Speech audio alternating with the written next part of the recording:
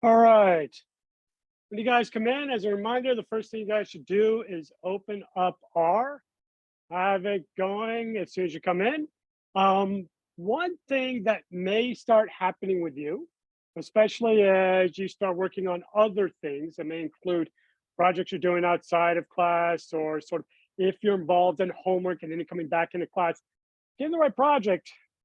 Sometimes you have to go fishing for it. I like to keep everything centralized, but even then, I normally have 5 or 6 steps for where the actual project is. One thing that is nice, if you go to files and you go down to recent projects, you have a history of the ones that you've used most recently. So some of these and here include your homework assignments, some of them include some past efforts, and then some of them actually include some student research projects in my list. Pretty easy then to go there, find the one that you're working with for this situation, and just reopen it. That typically clears out the previous project. It definitely clears out all the previous information, but then you are just ready to go.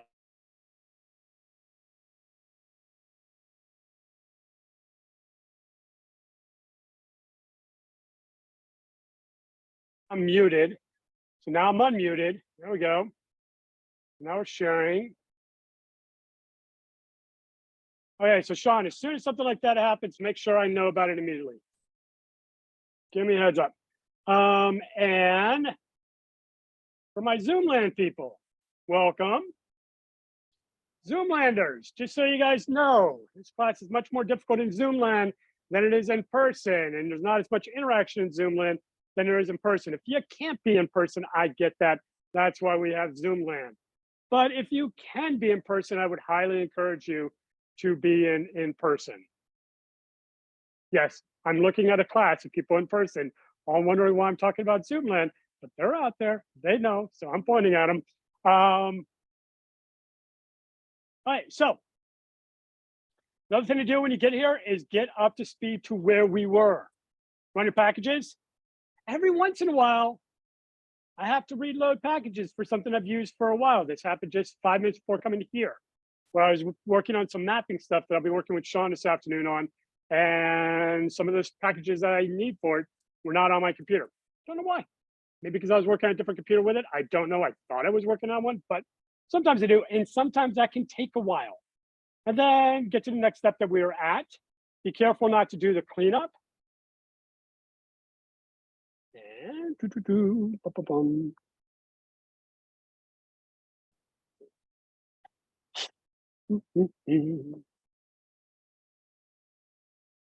Seth, why do we want to be careful about not running these lines right here that start with cleanup, clear environment, clear plots, clear packages, clear console, clear mind?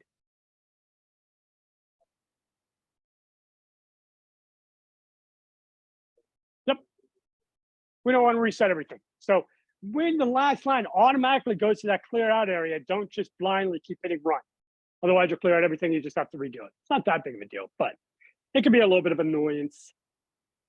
So here we were.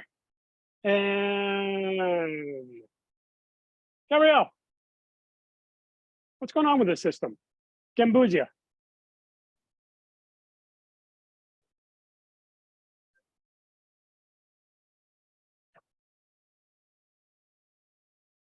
Endocrine disruptors seem to be changing the fin ratio in the anal fin of these fish, where the anal fin in a male is used to transfer sperm through the gonopodia. And the males have a very distinct 6-to-4 ratio, where the 6th ray is much longer than the 4th ray, as it is this transfer mechanism. Females tend to be 1-to-1. But if they're exposed to endocrine disruptors, then we start to see an elongation of the 6th ray. So we're looking at this system, and we're looking at these fish primarily in San Carlos Park, and whether these females are starting to show masculinization. This is where we were. We have a ton of variables. We need one of them. We may or may not need mutate. What is the one reason we use mutate today? And for that, Diane. That's coincidental.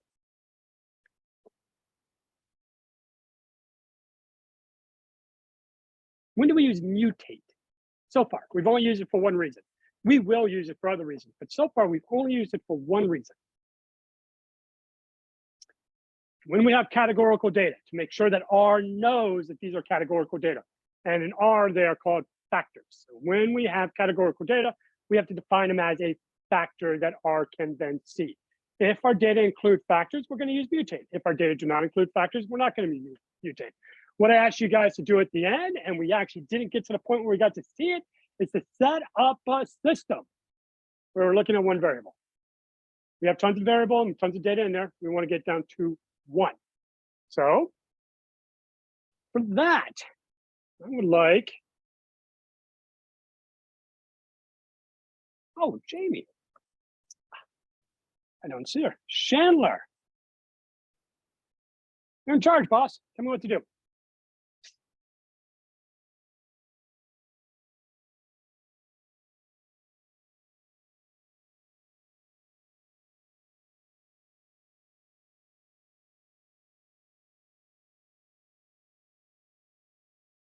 I'm just trying to note for myself. So df equals df, love it. Yep, you can just say pipe. If you want to percent greater than percent is a piping. So if you want to say percent greater than percent, please do, or you can just say pipe. And we do that. What do I do now? Yep, I like to have separate lines. It keeps things clean. Otherwise, you can have code that just continues to go off to the right and off the screen, and it's harder to fix things with. So that's perfect. So what do I do now?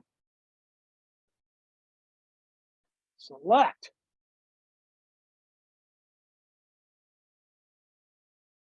Parentheses.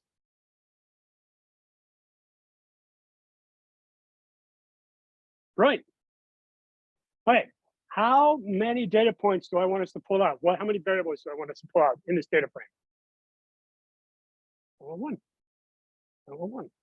What type of data is the ratio of 4 to 6? Is it nominal? Is it ordinal? Is it ratio? Or is it interval? Nominal means it's a name without a numeric structure. It's like male and female. That's nominal. Fort Myers versus Naples. That's nominal. Not necessarily a numeric structure in there. The other categorical data is ordinal. What's the difference between ordinal and nominal? It expresses a numeric structure. So, is there a numeric structure? Well, I can't use that example. Is there a numeric structure in rich, middle class, poor? Absolutely. The qualifier of how much money is there. They are categorical. Rich is a category, middle class is a category, poor is a category, but there's a numeric structure within them. That's ordinal. Ratio is continuous. Interval is continuous. Ratio, fixed ends. Interval doesn't necessarily have fixed ends. Can have one fixed end, but not both. Cool? What about these data? The ratio of 4 to 6. And by the way, sneaky. Is it ratio or interval?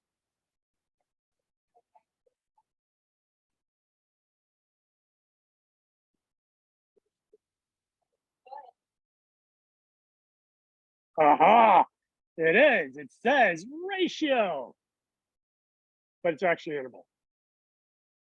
It is technically the ratio of the 4 to 6 anal fin, but the data are interval. There's a lower limit, 0. Well, yeah, 0. There's no theoretical upper limit, no constraints on top. Make sense? So it's kind of like when people were doing that homework assignment where I asked you to grab papers and they were showing me models, but they were just statistical equations, not actual models, because the author wrote model and they weren't real models. So sometimes these things are obnoxious, but there's a ratio. We need one. Do we need mutate? For that, I'm looking for maybe Fabiola, do we need to mutate anything?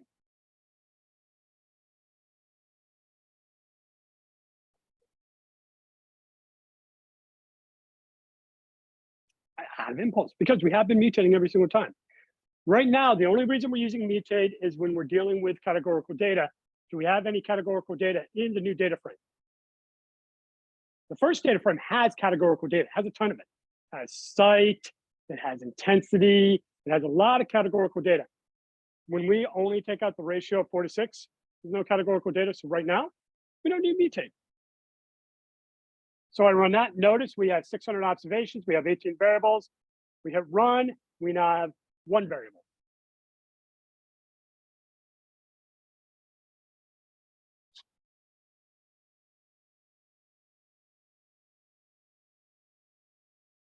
Misty, am I happy with the data?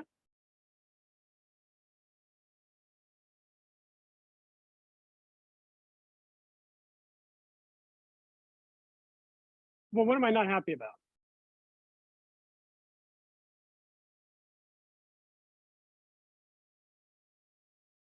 Do we have a one variable?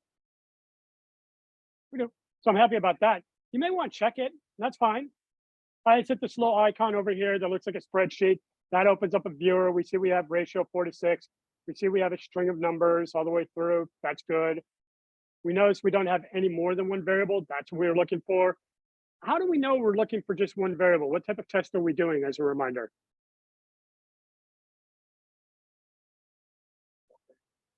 Yeah, one sample t-test. So we want one variable. So that looks good to us. So we go back here. Misty, am I really happy? Like, am I totally happy, or am I a little bit anxious? What do I need to do? I would say. I mean, true, I am always a little bit anxious, but in this case, I should say, especially once I have my matrix together.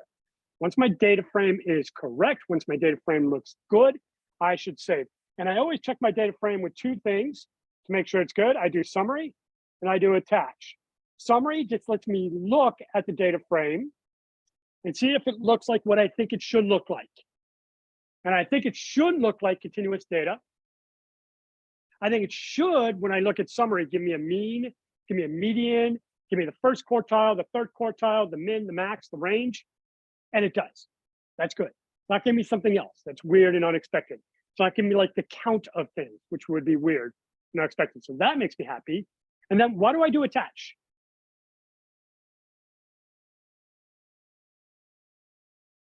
I put the variable name and arg. Do you have to attach? Nope.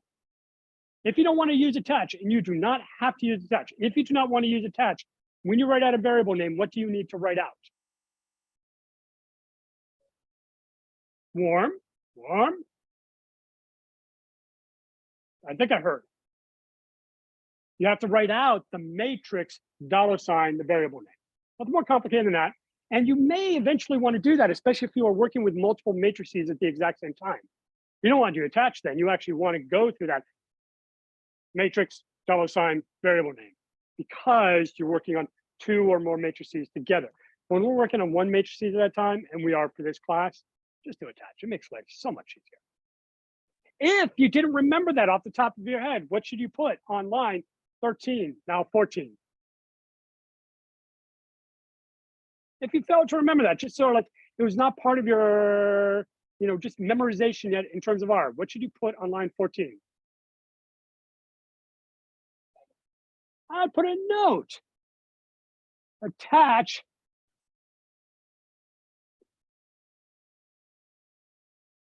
Yep, I'll just give myself a little note.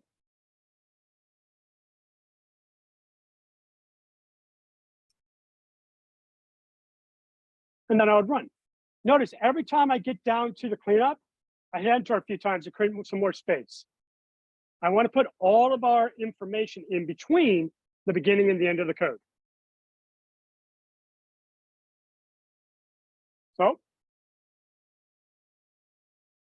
I want you to first check if the data are normal. I then want you to run a one sample test. I want you to use the code for the one sample test. The code is not perfect. You got to figure out what the code is for a one sample test. And then I want you to explain why is mu 1? And also explain what the heck is mu?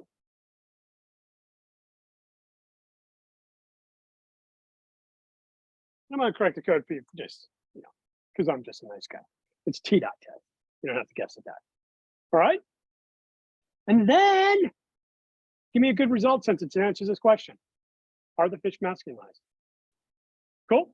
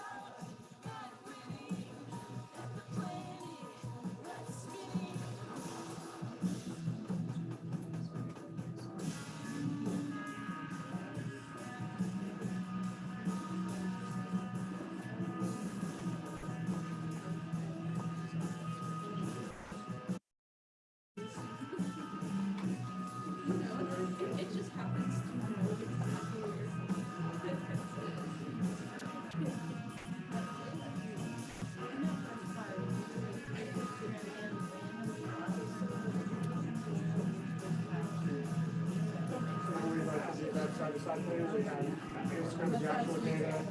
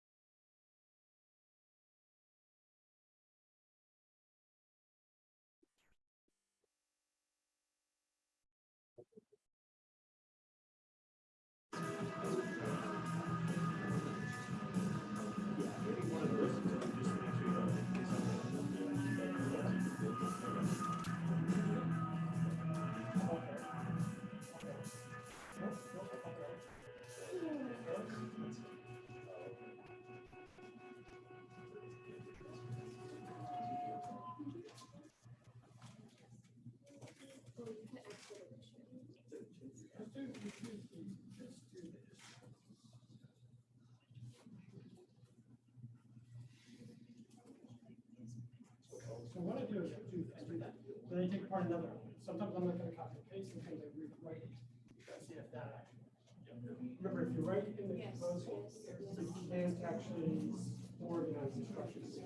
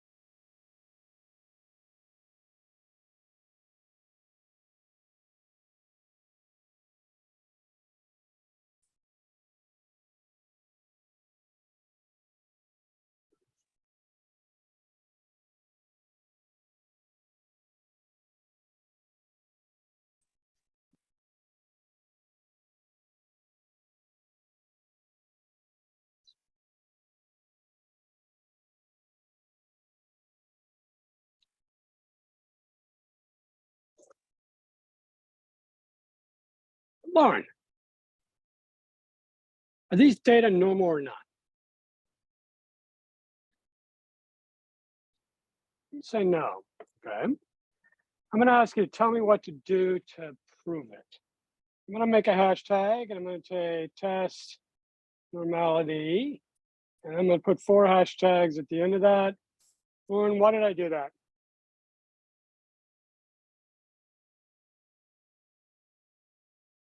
I could have an index over here. Now, can someone else tell me why would I want to have an index of something like this? Why would it be nice to have an index of something like this in my code where I don't really need it now?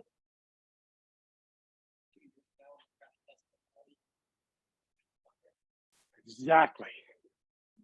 Copy your codes all over the place. Don't rewrite them. If they work, you copy them out, you make the modifications you need to make for the script you're working with there. If you have it indexed, it's a lot easier to go find it at a later point, which then just makes your job easier when you're trying to reuse those codes. So, Lauren, I don't want to rewrite all this. I want you to tell me where I'm supposed to go find these codes so we can actually test for normality.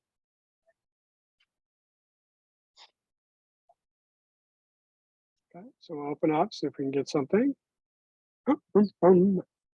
Now I'm looking at my history. Fortunately, I don't see it. Do I see it? Oh, right there. Yep, yep, yep. That's cool. So let's go down here. We can copy maybe from here to there. I'm copying the Shapiro test because I'm going to need that. I'm copying the par function because I'm going to want to create 2 figures next to each other. I'm copying out the histogram of the data. And I'm copying out the randomized histogram for a normally distributed data set. So I'm going to copy all that. I go back here and I paste it in. We know that this did work previously. And that's why it's really nice to use and work from there. So Haley, what should I do with line 19? Can I run it? Is that a little better? You got it, line 19. Can I run line 19 yet? Is that what I have in my environment? Do I have to change something? To what? You got it. Love that. 4_6. Set there. Haley, well, I got you here. Do I need to change line 21? What is line 21 going to do? It's going to put our graphs next to each other. What does the 1 refer to in this case? Row. What does the 2 refer to in this case? What if this was MF col, MFCOL, instead of MF row? What would I be doing then? Yep, and therefore how many columns? And how many rows?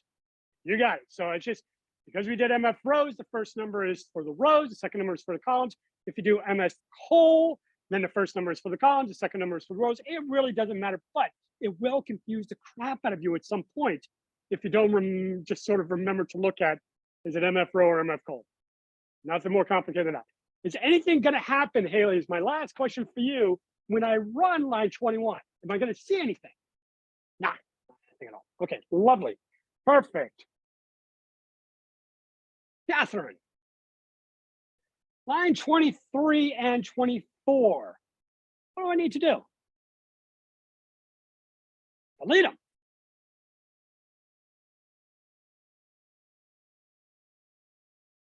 You sure about that? Okay. So I've deleted them. How do I get back something that I deleted with a simple keystroke? Command Z. One of my favorite keystrokes on the planet. I make lots of mistakes in life, especially when coding. Command Z is very important. So we delete it. We don't want to delete it. We Command Z it. What do I do now?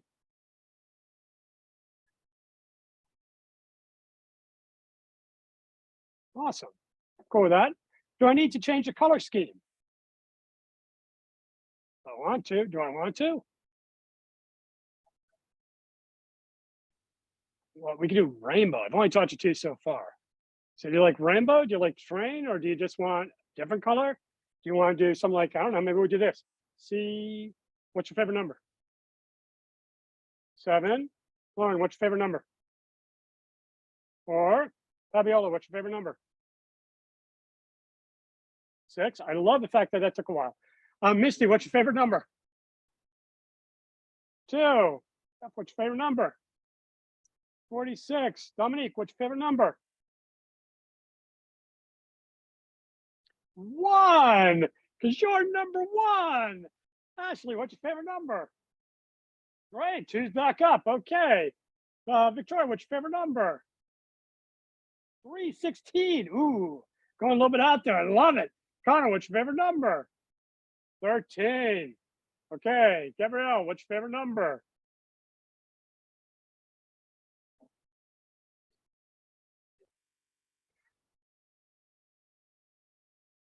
No, too late. It's not going to work. But, you know, I always love when people mess with me. Gil, you get the last one. 11. Thank you. Okay. Except that one's not going to work. So what's your favorite number, Gabrielle? I think it's only 256 within the base. What's that? 23. Love it.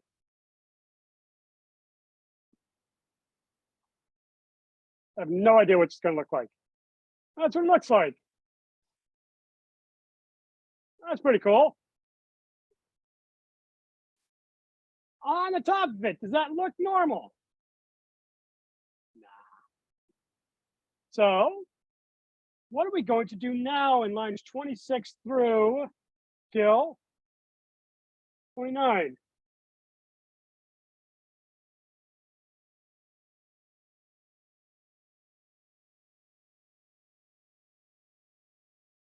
If you want to do find and replace, you can do find and replace. Where you can put up here.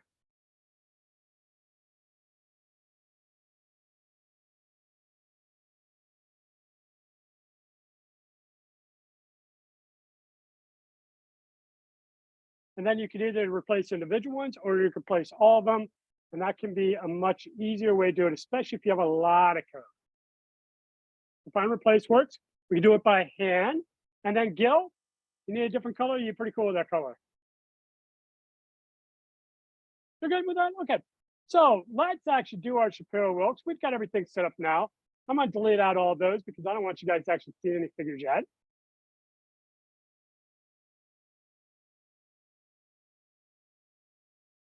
Lucy, from the perspective of normality, should we be happy?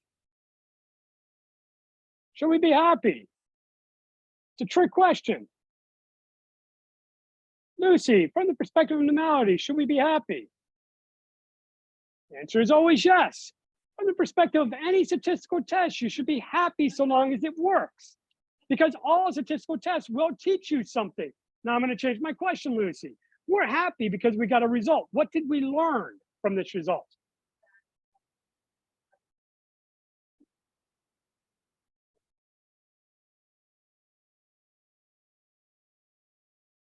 I don't know yet. You haven't told me.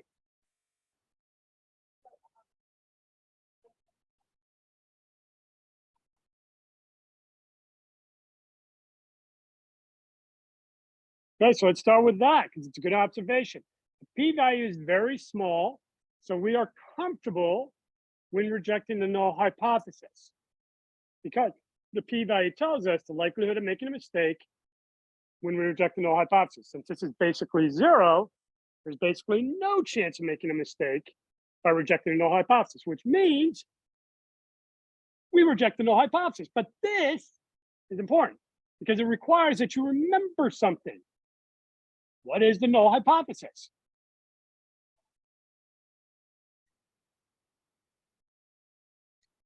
Normality. Shapiro-Wilks is testing for the null hypothesis of normality, right? So, is this normal or not? Based on Shapiro-Wilks? No. The null hypothesis is normality. That p-value is very tiny. So we reject the null hypothesis. We reject the normality. These data, according to Shapiro-Wilks, are not normal. Now, someone remind me something about Shapiro-Wilks. What happens when you have a lot of data points? What tends to be the outcome when you have a lot of data points in Shapiro-Wilks? You tend to reject normality. What happens when you have very few data points with Shapiro-Wilks? You tend to confirm normality. It's one of the problems with the test. So we don't want to stop with the test. Maybe it's because we have too many data points. 609 data points is a lot of data points. This just may be an issue of there's so much data, it just automatically looks non-normal statistically. Do we emotionally care one way or the other about whether it's normal or not? No. We're happy with any result. It's insight, it's knowledge. That's cool. That makes us happy. More data points tends to give you a small p-value. When you have a lot of data points, Shapiro-Wilks tends to generate a small p-value, which means you reject normality. When you have very few data points, Shapiro-Wilks tends to give you a high p-value, which seems to confirm normality. Neither one of those may be true. It may simply be because in one case you have a lot of data points, small p-value. In the other case, you have very few data points, large p-value. And therefore, look for other ways to figure it out. Make sense? So is it looking non-normal?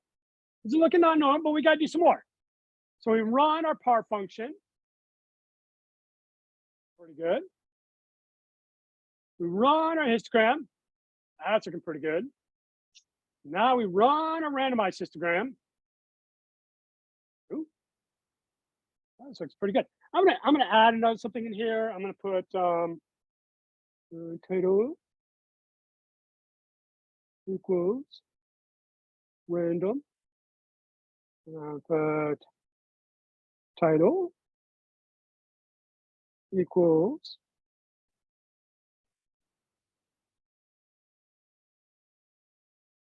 let's run those again. Nope, that didn't work. Oh, it's main. Main.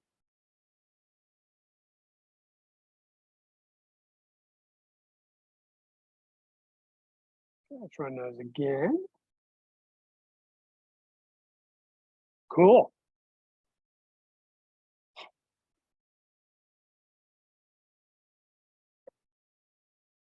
Madison, the results of the Shapiro-Wilks test were really exciting. It suggests that data are not normal. We like non-normal. We like normal. We like either of them. It says it's not normal. We create a histogram.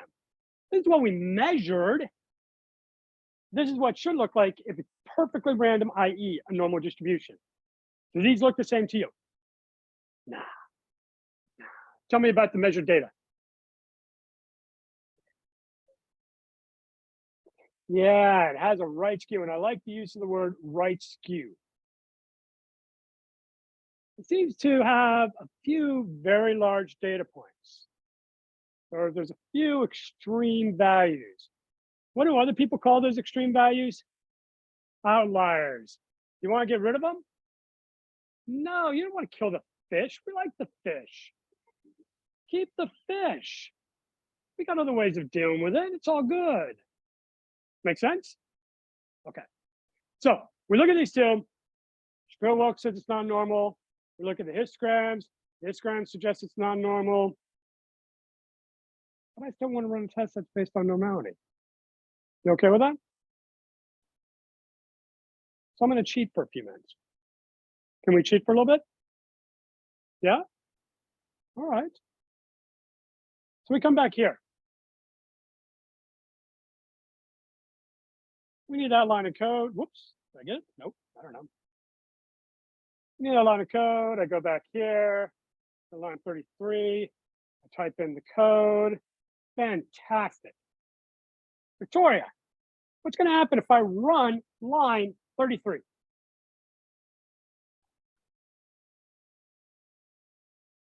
Should we find out? Okay, let's find out. So I'm going to run line 33. Ooh, error in t.test x, comma mu, object x not found.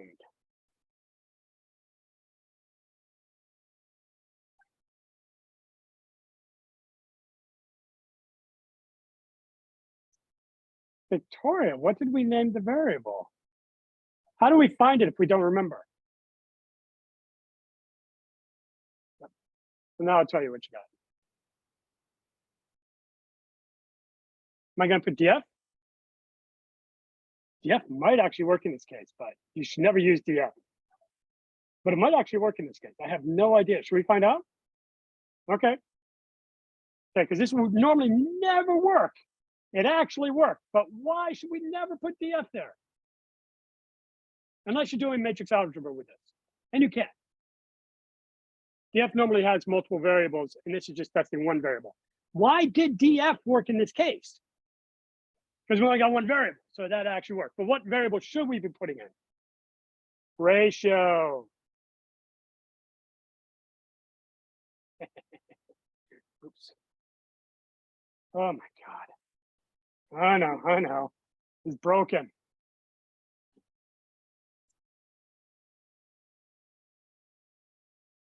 So we run it. Fantastic. Counter. I don't want you to give me the end results. I want you to tell me, what do we look at first?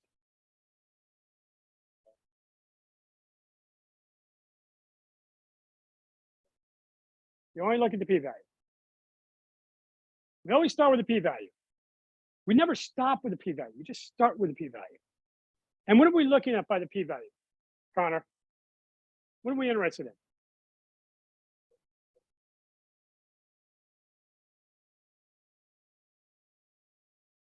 Ken, I'm going to get us in the habit of just saying, is it large or small?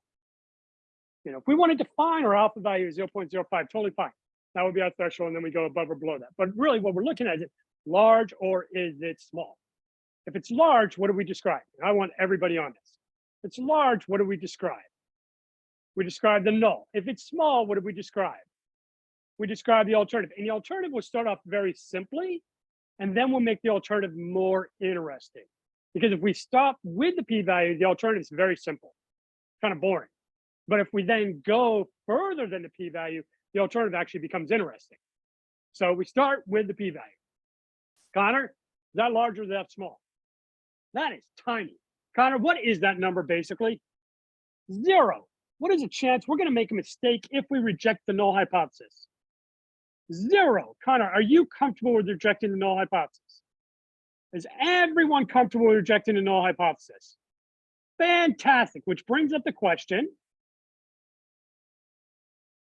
and it's always the question, what the hell is the null hypothesis? If you don't know what the null hypothesis is, you don't know what you have. Kind of like the Shapiro books. We don't know the null hypothesis is normality. We don't know what you have. So what is a null hypothesis? For 10,000 points, not in your grade, just arbitrary. Can you tell me the null hypothesis in this test? Yeah, that's it.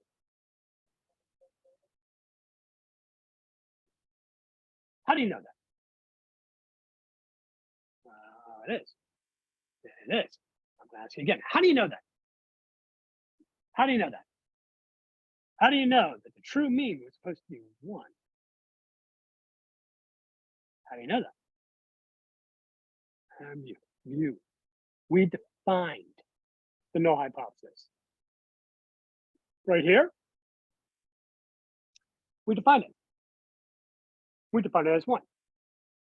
Now here's the other very important question. Why? Why do we define it as 1?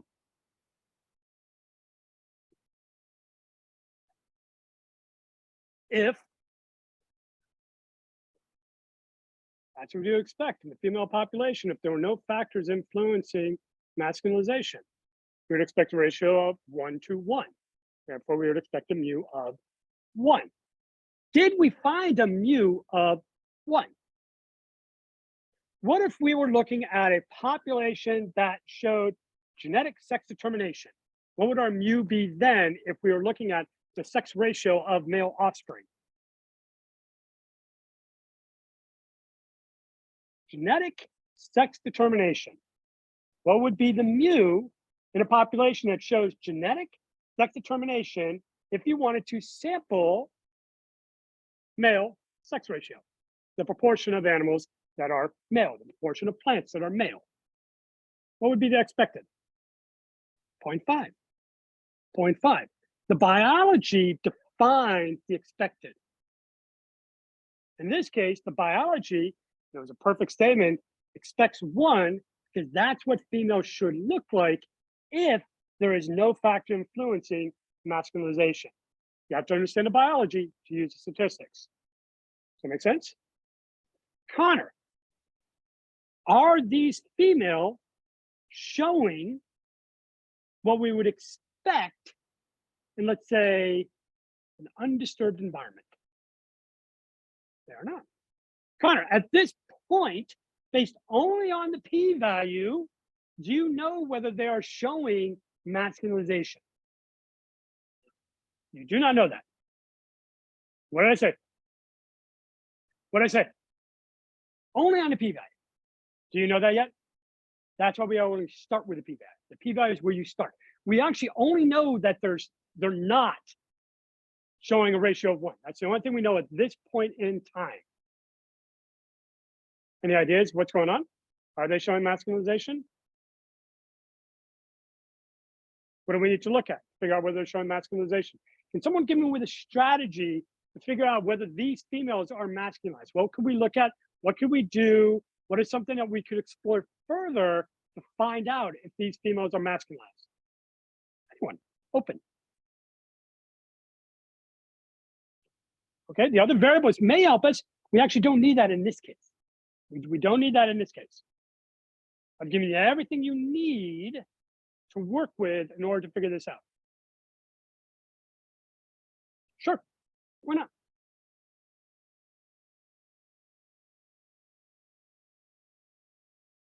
If the females are masculinized, what should the mean be at a minimum?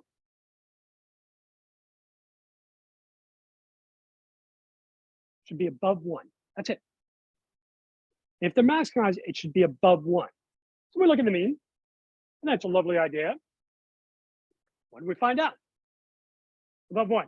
Now, if you look at the rest of this code, and this is actually one of the things I really do like about R doesn't give you a lot of output. There's a ton of information that you can pull out. By writing in code, you can pull out things like residuals, you can put out the aspects of variation, confidence intervals, all those things. But R gives you very little information. When it gives you some statistical information, it tells you what your null was, and then here, it actually just gives us our mean, nice and simple. We also calculate it, which is also very good. So after we look at the p-value, you can go down here and then sort of decide, are these females showing evidence of masculinization? As in, the 6th anal fin is longer than the 4th anal fin. The answer is, yep, absolutely are. You also get the confidence intervals, 1.26 to 1.29. So the true mean is somewhere within that range, with 95% confidence that the true mean of the entire population is somewhere within that range of 1.26 to 1.29. That's really good. Now can we go back to one of the things I kind of said earlier, which was good. Connor talked about the t-stat, Connor talked about the degree of freedom, and he also mentioned the p-value. I told you guys just start with the p-value. Just start with the p-value. Always start there. What are these two numbers?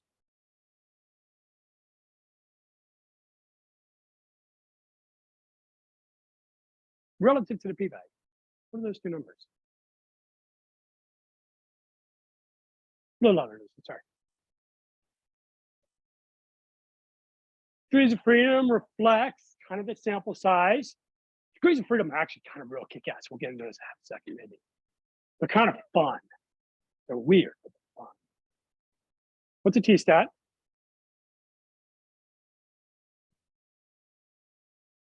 Just a reminder, t-stat is a solution to this equation. T-stat is a solution to this equation. The average minus mu divided by the square root of the mean. That is that result. And the reason you get these three numbers is the relationship between these two numbers in the calculus of a normal distribution is that number. The likelihood of getting this t-stat based on this degree of freedom is the p-value. That's where they come from, which is why when you write a result sentence, you give all three pieces of information. Blah, blah, blah, blah, blah, parentheses, t equals, df equals, p equals. Make sense? Okay, we got a lot of good stuff. I want a good result sentence. You guys wrote them. Now I want to hear them. So, Sean, borrow a pen. Thanks. Ashley, give me a good result sentence. And I'm going to put this in Zoom land.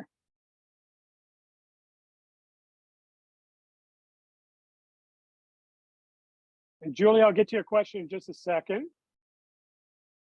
And Sean, I don't need a pen. I just realized I could do this here, right? No, you're always useful. So useful. Ashley, give me a good result sentence. We'll get to that at the end. That's your evidence. That's statistical evidence you put on the end. Let me start with you, Ashley, in this question. Is the result sentence, should it focus on the stats or the biology? Should always focus on the biology.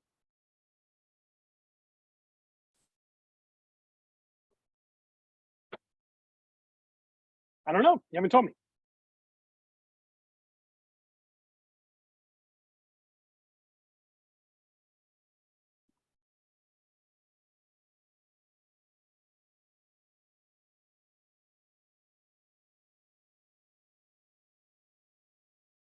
That sound like biology? No, it really doesn't, does it? Doesn't. No, really, let's focus on the biology. This is good. I appreciate that. Jeff, biology.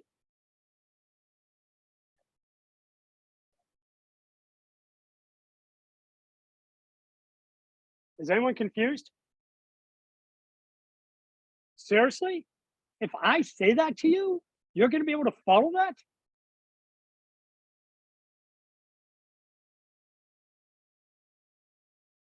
Biology. Seth. Seth.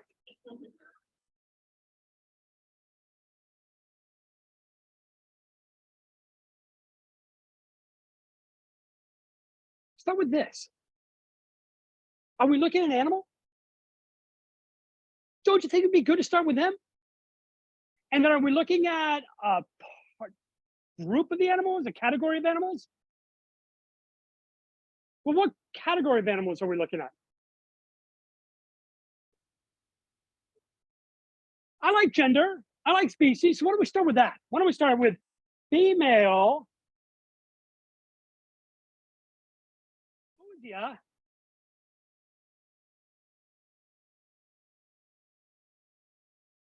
I think you could do this in 4 sentences. It would be perfect.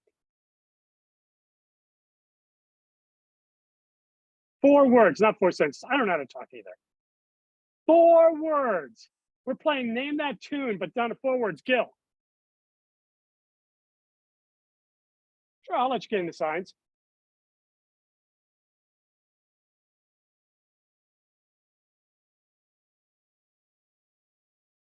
Masculine. Oh, it's going to be, oh, look at that. It's close. Female Gambusia showed signs of masculinization. You could add in more if you want to. Female Gambusia in South Carlos Park, Florida, showed signs of masculinization. That'd be perfect too. But you want to be clean biology. Focus on the biology. And I'm going to encourage you guys to set up sentences in 2 steps. First, describe the overall pattern with the evidence, and then give the information that justifies that pattern. We'll talk about what that means in a second. Now, Ash, I want to come back to you. What is the statistical evidence for this statement? And I intentionally showed you the R results.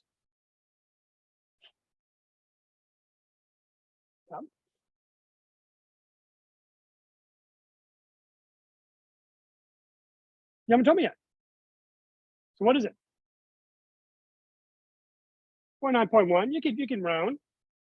Next.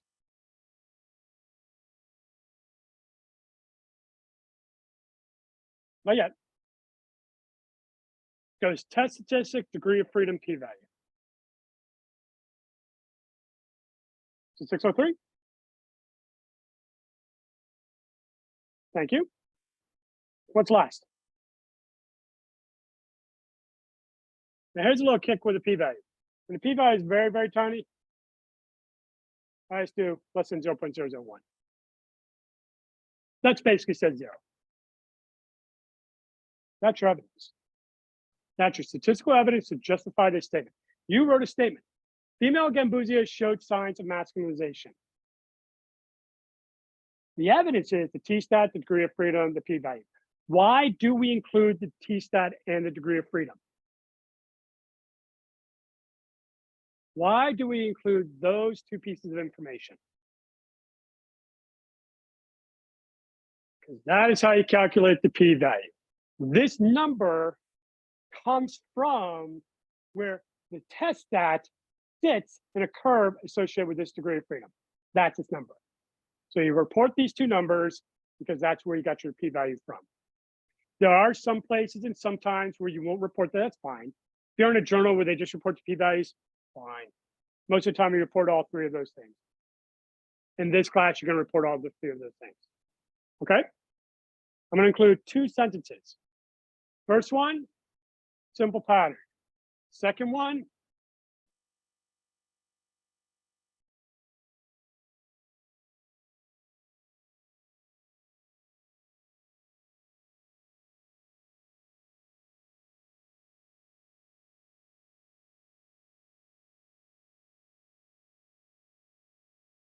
is actually providing some information to that statement. Female Gambusia showed signs of masculinization. the average 4:6 ratio for the anal fin was 1.28.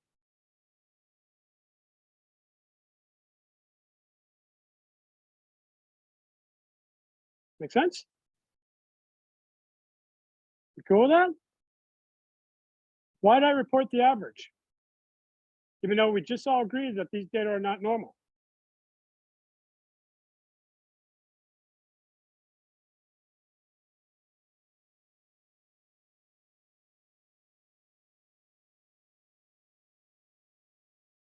What's that?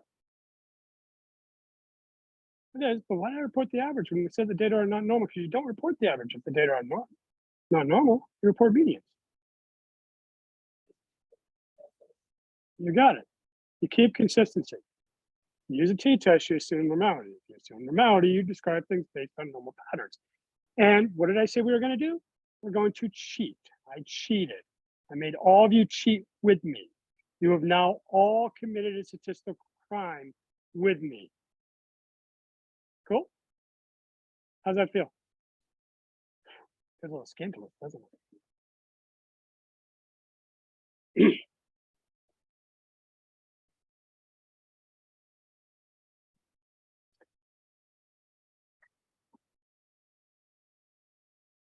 All right, so Julie asked, so if the number, the ratio of 4:6 is lower than 1, it would suggest that the males were exhibiting shorter than normal anal fins. So that's a good question.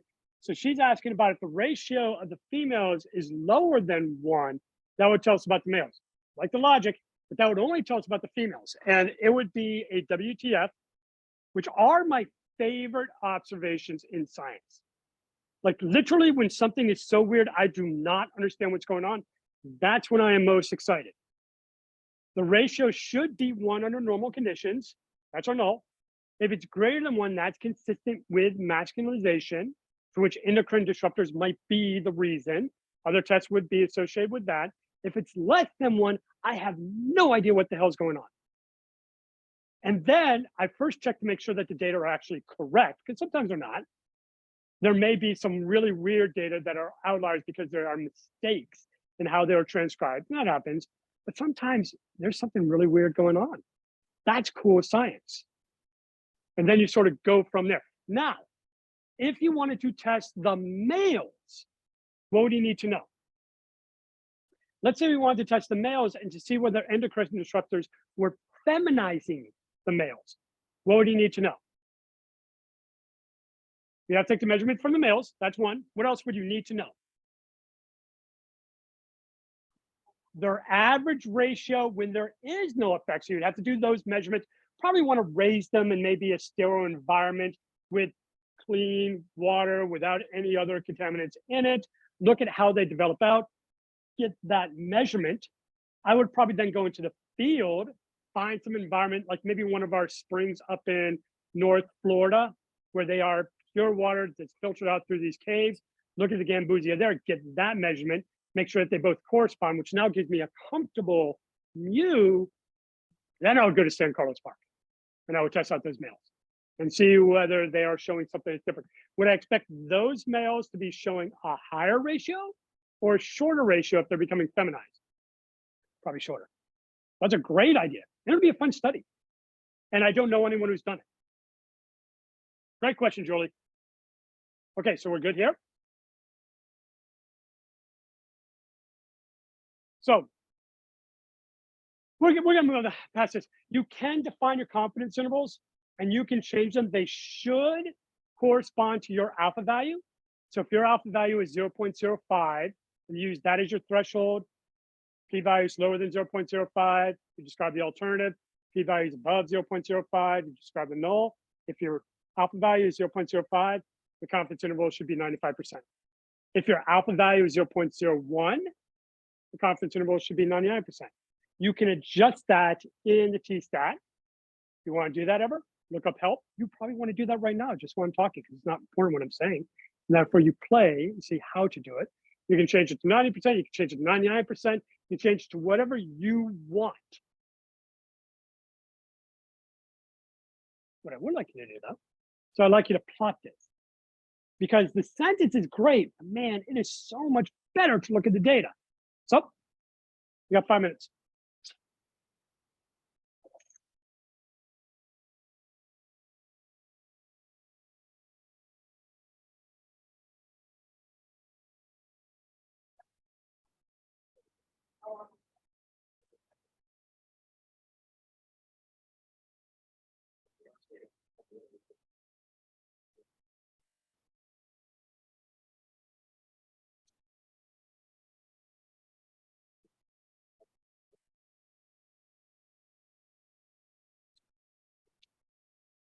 Gabrielle,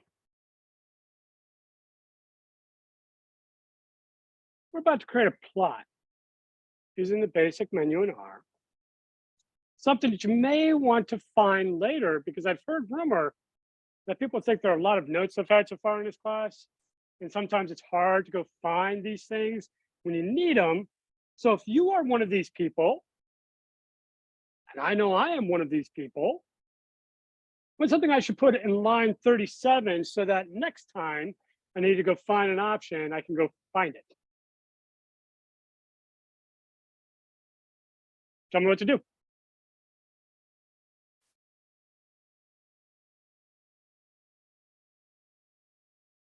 And really, plot function is what you want?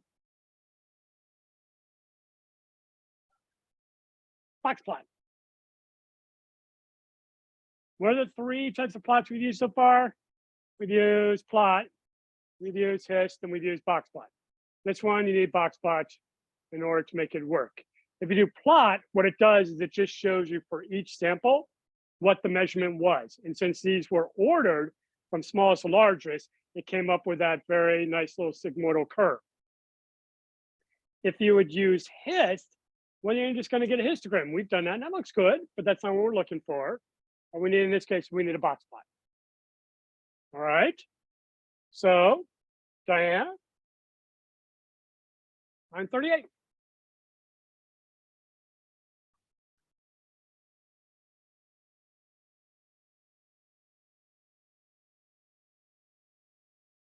Okay, so one of the things that I like to do when I plot is I like to see if things are working. So there's a bunch of things I've asked you to add in, and a bunch of aesthetics I've asked you to build into the plot. But when I'm building them, I like to just start, make sure I'm getting the right thing. Does that look good? Does it? Really tiny. Why is it tiny? All right, so we actually need something else in line 38. So what do you need in line 38, Diana?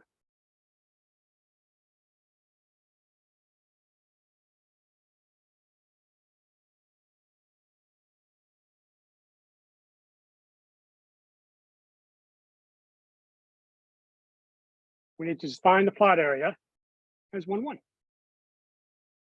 We define the plot area as 1, 1. We run the box plot. We get something that's looking a little bit better. Now, part of the reason it's also looking compromised is because it's a small plot area. So I made the plot area a little bit larger. Good. Okay, so I asked for a horizontal line. I asked for the y-axis to range from 0.5 to 2.5, and I asked to relabel the y-axis. Why don't we start with the first part, which I forgot already. Oh, a horizontal line.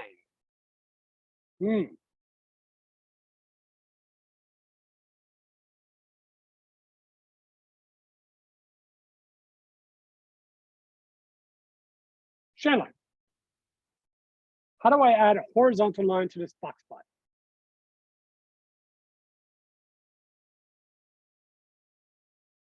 Okay, tell me what to do. I'm in line 38 right now. Okay.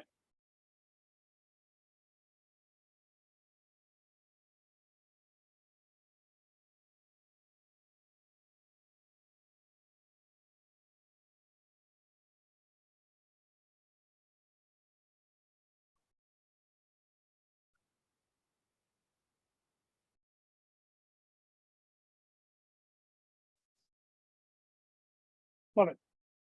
And let's for this also do LTY Let's make it 2 as well. I think the dash makes sense, especially since the median is so important and the median is a solid line. So aesthetically, I like to change the structure of the line so it's not confused with the percentile or the median. And the box plot, the percentile and the median are important things to look at. So in here, we want to put the LTY for line type as 2. We run that. That looks great. That looks great. But notice our line is right at the bottom of the y-axis, which is why I asked you to, let's change the scale. Let's change the scale of the y-axis from 1 through 2.3 to 0.5 through 2.5. So Fabiola. How do we do that? I want to change our y-axis. You should listen to the butterflies in the room who seem to be speaking the truth. They're behind you to the right.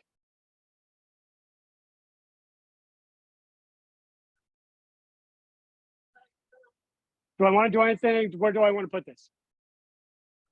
I want to put it in the box plot. So we had a comma, we had enter. Now tell me what I'm doing again. Excellent. Now what do I do?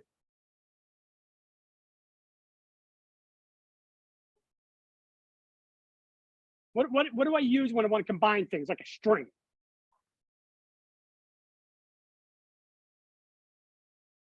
C, then parentheses.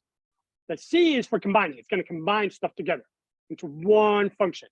And now how do I go from 0.5 to 2.5?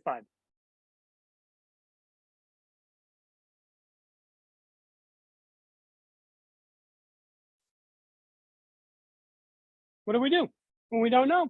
Let's try, right? Should we see what happens? Okay, we run it.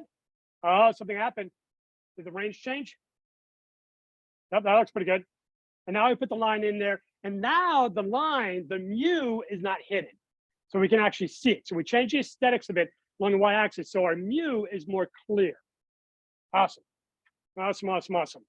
I also asked, Misty, I asked that we change the y-axis. So tell me what to do. And I want the y-axis to mean something. I want it to be sort of clear. Y lab, love it. So I'm going to hit comma again and enter. Y lab.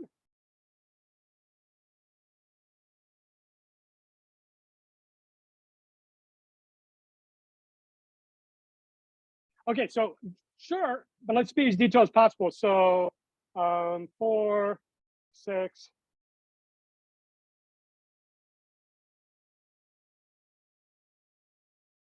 Should we put an X label? What should we put in the X label? How about female? I didn't ask you to do it, but it would probably make sense, right? So let's run that, see if that looks good. That's looking pretty good. You guys pretty good with that? Pretty good with that.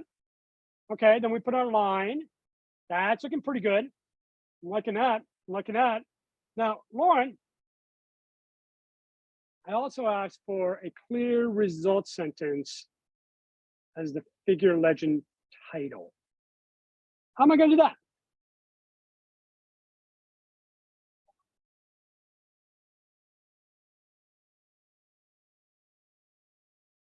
Now, did we already have a really good title? Like result sentence? Lauren, did we? Did we? Yeah, I thought so. Did we come up with one? Should we use it or should we rewrite it? Let's use it. Let's not make up new stuff. So grab it, copy it, paste it. That's a lot. So I'm going to do this. I'm going to put /n, and I'm going to put /n. Haley, what do these /n's do? I don't know either. So how are we going to figure it out?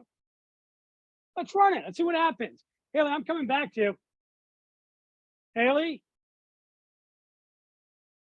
What do those /ns do?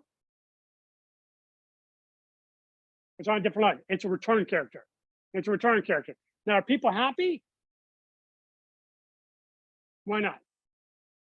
Oh, okay, okay. I'll save it.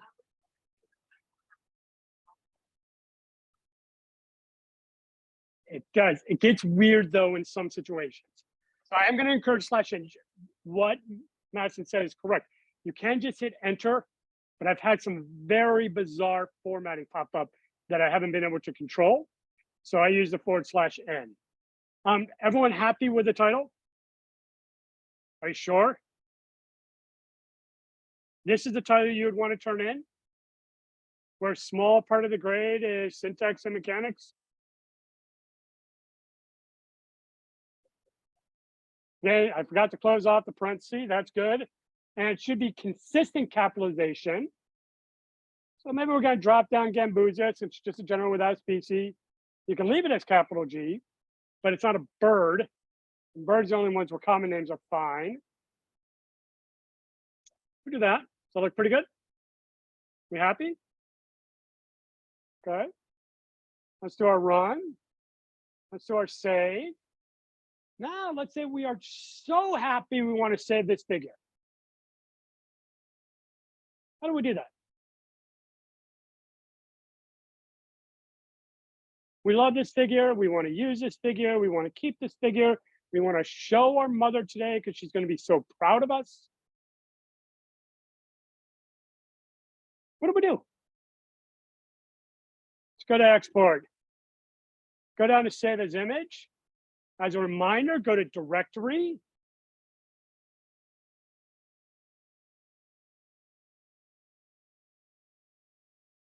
Go to your folder. For me, it's in teaching. Go to teaching. I go to biostats. I go to today. My folder. I go to my output. Name it.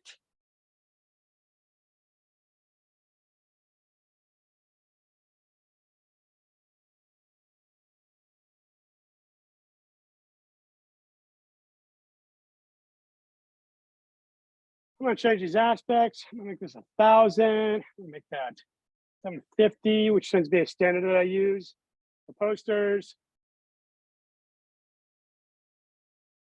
I get that. Does that look pretty good? That look bad. You can always make modifications. You can always change things. But now I've got saved. I go over to files. I go down to output. Notice that I have this ping file, an image file in there. That is my figure. Cool.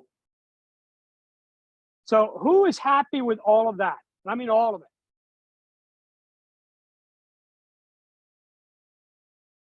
All of this that I've highlighted. Who's happy?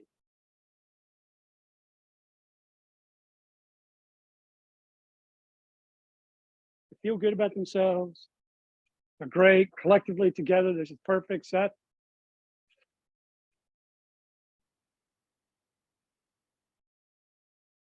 Ooh. Why don't we put it? That's good. I'm good with that. Actually, why don't we put an index for here? Who knows? You might need one sample t-stat.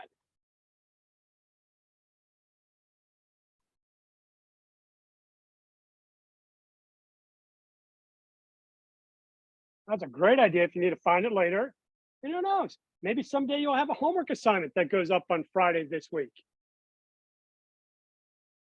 Maybe you'll have an exam at some point in the future and want to pull some code to use.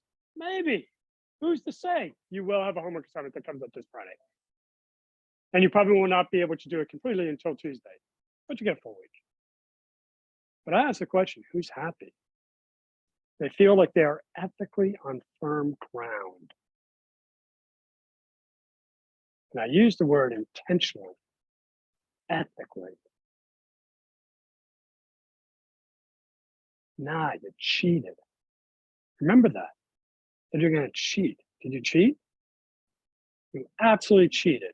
Should you have been using a t-test? Should we be describing the mean? Oh, hell no. Why not? These data are not normal. You can even just look at the plot and say, yeah, these data are not normal. For one, Look at all of these outliers. That is a huge number of samples that are beyond the top quartile range. When data are non-normal, should you use a parametric procedure? Nope. Does anyone know what type of procedure you should use? Non-parametric. That's kind of nice language, isn't it? Parametric, data are normal. Non-parametric, data are not normal. We should be using a non-parametric approach. So we're going to work on that.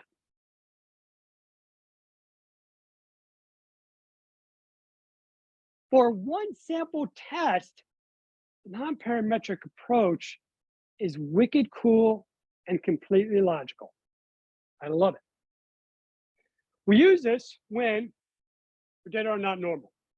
You must have at least 6 data points for this to run. But you can kind of imagine if you only have 6 data points, it's kind of ridiculous to be running statistical inference. You can describe descriptive data, but to be doing p-values, it's a little weird. But what it does, it compares whether your measured values are disproportionately above or below your mu. That's what it's doing. Are your measured values more often than not greater than your mu? Or are your measured values more often than not smaller than your mu? Which is why it's called a Wilcoxon sign rank test.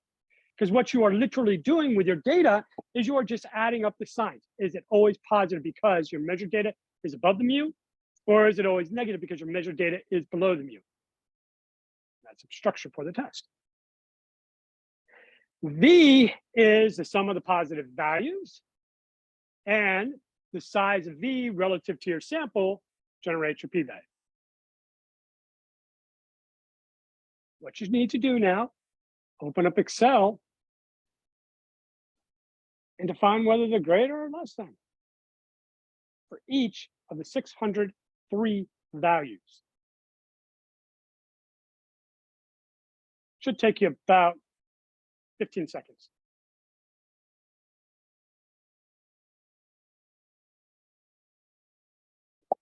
But I'll put on just a second, give you a little bit.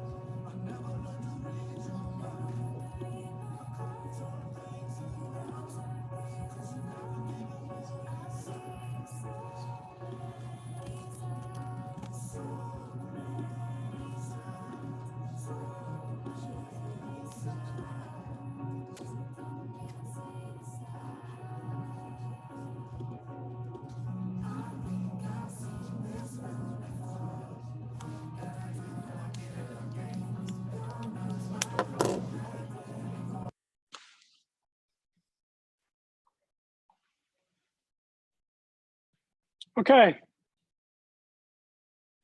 This can look beastly. 630 data points. I resorted my data so they went by ID. And now when you look at the 4:6 ratio, which is kind of hard to find, by the way, we can decide whether they are positive or negative relative to our mu. What is our mu in this case again? 1. Why is it 1? That's the expected ratio in a 4:6 anal fin for females that are not exposed to anything. That's what should be under neutral conditions. So start with the first thing. This this spreadsheet is very busy. There's a lot of variables. What can I do to hide some of these variables so I'm only looking at the 4:6 ratio?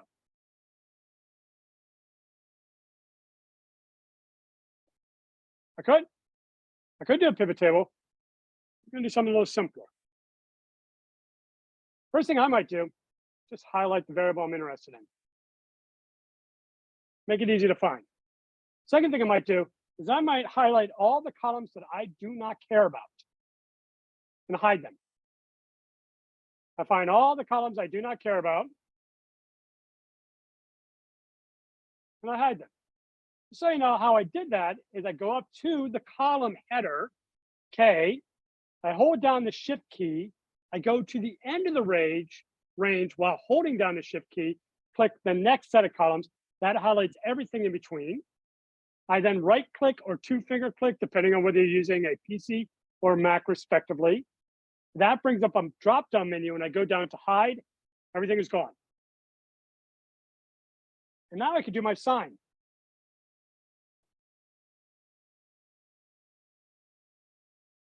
I don't want to think, but I could do a little quick if then function. So I could go through line by line to check to see whether they are positive or negative, or I could just do a if then function. I'm going to do an if then function. I'm going to type in equals. I'm going to type in if. And I know it's tiny, so we'll talk it out. I'm then hitting parentheses. I highlight the cell I'm interested in. And then I identify if that is, let's say, greater than 1. Then I'm going to put down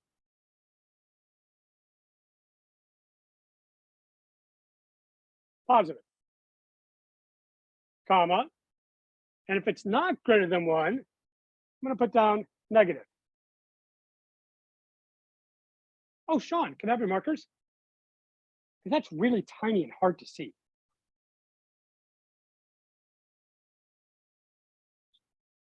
Thanks, buddy. No, I just need one.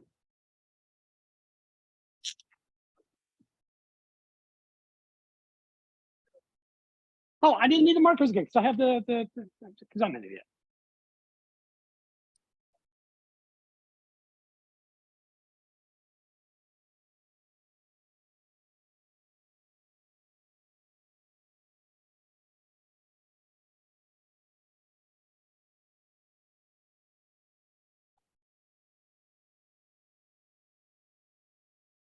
So that's what you need.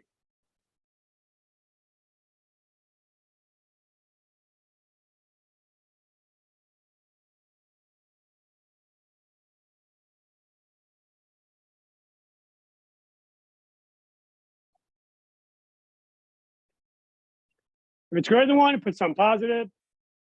If it's not greater than 1, then it puts down negative. You can put that into the Excel file. You can then copy and paste that exact same equation into every single row. And therefore identify whether they're disproportionately positive or disproportionately negative. That's all we care about. In this case, what do we get for those people who have done it? Everything's positive. In fact, I think in the 8,000 data points we have at this point in time, we have maybe 5 fish total, which are less than a ratio of 1 to 1. There's a number of fish that are a little bit above 1, but then a lot of them are quite a bit above 1, 20, 30% above. That's the concept behind a Wilcoxon sign rank test. To do it in R is actually pretty simple. It's a Wilcoxon dot test. You identify the variable name, and then just like the t-test, you do mu equals 1.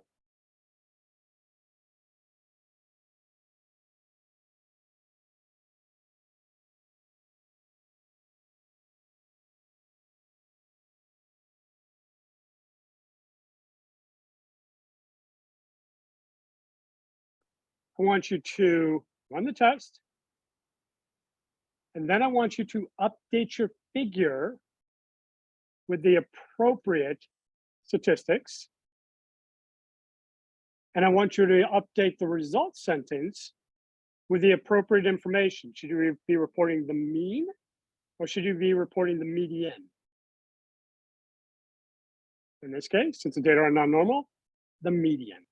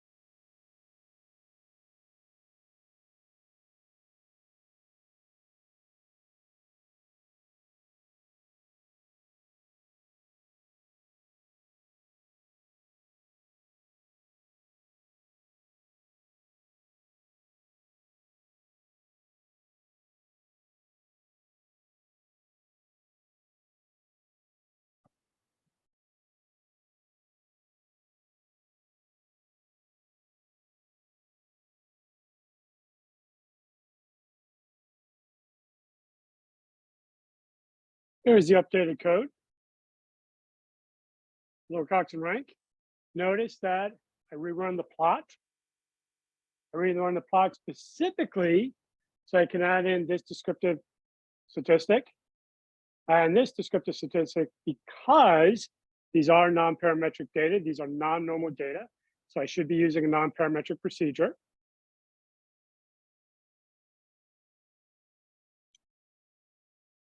And I ran the summary so we could get the median.